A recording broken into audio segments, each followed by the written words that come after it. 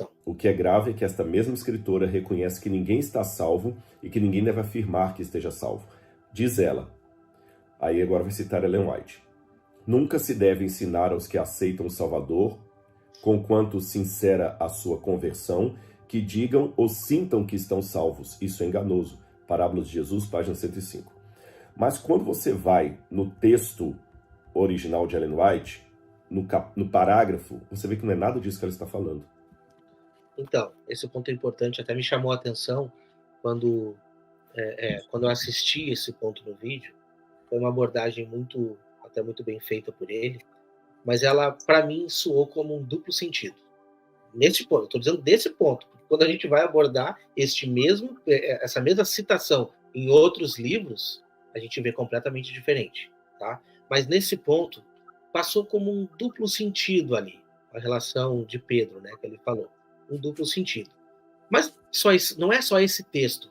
Então, assim, os pontos abordados, a maioria desses pontos abordados por Rodrigo Silva, a gente vê que ele traz um texto, esse texto parece que você lê e você está vendo, não, realmente, ela não quis falar isso. Só que a gente fazendo comparação com outros textos, ela fala completamente ao contrário. É como se tivesse duas versões de Ellen White. Eu trouxe alguns exemplos para vocês aqui a respeito do que ela falou a respeito de certeza de salvação. Olha só. Aqueles que aceitam o Salvador, enquanto sinceros sejam sua conversão, nunca devem ser ensinados a dizer ou sentir que eles são salvos. Parábolas de Jesus, página 155. Eu acredito que esse foi o texto que ele leu ali, né? Mas tem outros textos, olha só. Quão solene é esta consideração? Dia após dia que passa para a eternidade, traz a sua enorme porção de relatos para os livros do céu. Palavras uma vez faladas e ações uma vez praticadas nunca mais se podem retirar. Os anjos têm registrado tanto as boas como as más. Nem o mais poderoso guerreiro pode revogar a relação dos acontecimentos de um único dia sequer. Nossos atos, palavras e mesmo nossos intuitos mais secretos, tudo tem o seu peso ao decidir-se o nosso destino para a felicidade ou para a desdita.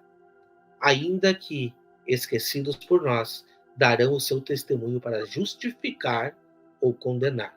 Opa, nós temos um problema aqui. Nós precisamos saber meditar no que o texto está dizendo. O que ela está querendo dizer aqui, para um bom entendedor, é que sim, existe um juízo investigativo e que dependendo das minhas ações aqui, o meu nome está sendo passado lá agora para justificar ou condenar. Então, assim, o pensamento do irmão adventista hoje realmente é esse. Eu não posso me sentir salvo, porque o meu nome está passando a qualquer momento no juízo investigativo. E depende do que eu fiz hoje. Hoje é o dia que, dependendo do que eu fizer, não importa o bem que eu fiz lá atrás, porque hoje eu posso me perder se eu não confessar o meu pecado. Eles estão, os anjos estão anotando os meus pecados lá no céu. Mas a palavra de Deus, ela é muito clara a respeito deste ponto. E esse é um ponto que a Igreja Adventista não entende, não sabe explicar para os seus membros.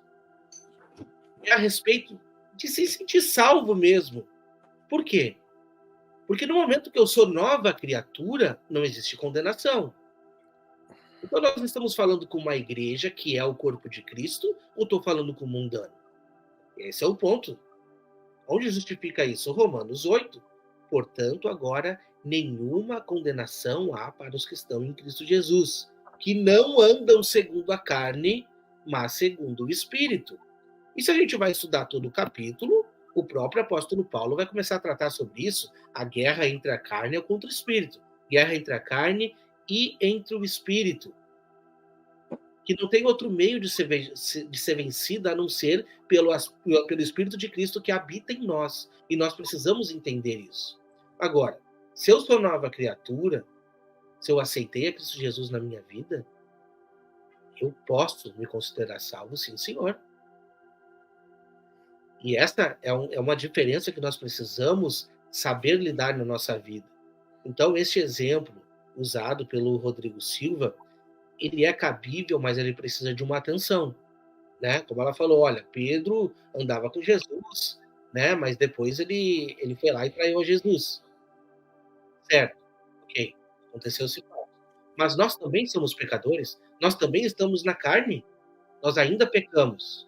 A diferença é, o que nós estamos dando ouvido hoje? Para a carne ou para o espírito?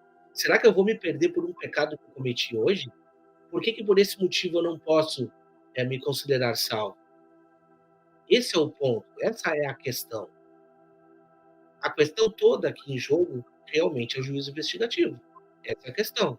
Só que a palavra de Deus me dá a afirmação de que se eu sou nova criatura, eu posso sim me considerar salvo. E muito mais. Diz ainda que não há condenação. Porque se eu estou em Cristo Jesus, eu estou garantido. E um detalhe importante aqui. Nós não estamos falando de perfeccionismo. Porque aquele que diz que não tem pecado é mentiroso. Não estamos falando de perfeccionismo aqui, não. Estamos falando de pecadores mortais que dependemos da graça de Cristo. E dependendo da graça de Cristo, andando em caminhos retos, nós alcançaremos o que nos foi prometido. Né? Então, esse ponto nós precisamos observar. Eu gostaria, se possível, pessoal, rapidinho, de complementar essa parte do Wagner com uma observação também. Esse último ponto, o ponto de número 9, né? Sim.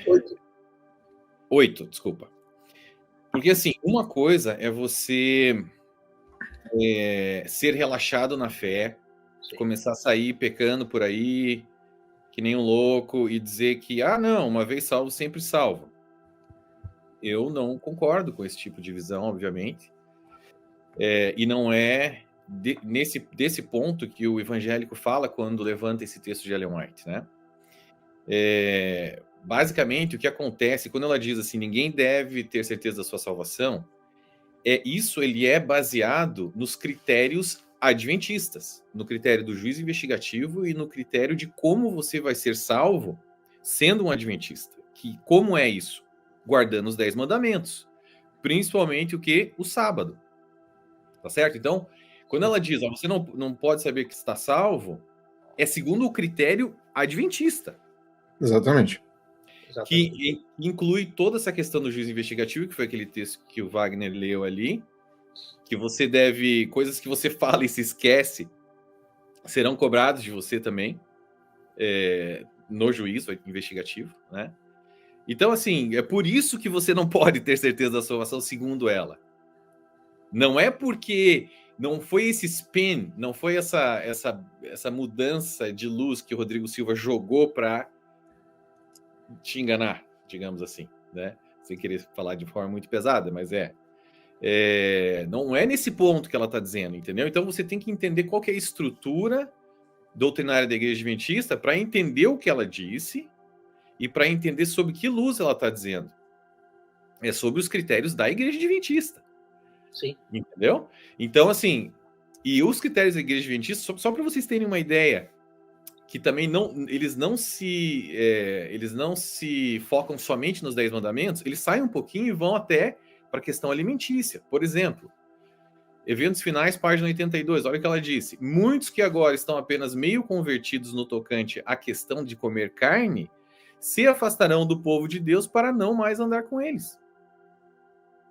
Ou seja, ela começa a colocar outros pesos a mais nessa história para dizer que isso aí também inclui, não tenha certeza da sua salvação, meu amigo, comedor de carne, porque você, no futuro, você vai parar de andar com o povo de Deus e vai se perder, porque você está comendo carne.